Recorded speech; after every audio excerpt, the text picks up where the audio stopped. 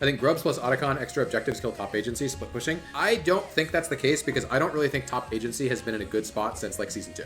I do not personally think, as someone who's played a lot of top lane, I do not personally think that top agency has been in a good place basically since the popularity of TP rose up. TP did add top agency in some ways, but it also took it away in a lot of others, right? It made it much harder to snowball your lane. It's, you know, don't take this as like fact at face value because this is old data. I haven't looked at this data in like probably over a year at this point. Top lane is the role where if you get a very large lead, you are most likely to win. However, getting that lead is very hard. It's one of the roles that's least likely to generate what we consider like a like meaningful lead where it affects like the win rate of the game.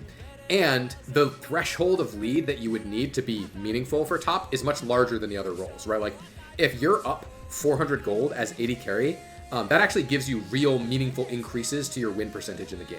For top lane, that is not, or at least was not true like 2 years ago when I was looking at this data quite a bit. It's very interesting, right? And I think one of the reasons, like one of the things that contributes to the fact that top lane has very low agency is that in like most people, a lot, like large percentage of games involve teleport, which is why when you get a small lead, it often doesn't matter. Top lane is so disconnected from the rest of the map that you need this really, really, really big lead in order to actually enforce your will on the game. Now, I'm not saying that the proliferation of more objectives made top lane's agency higher. I don't think it did.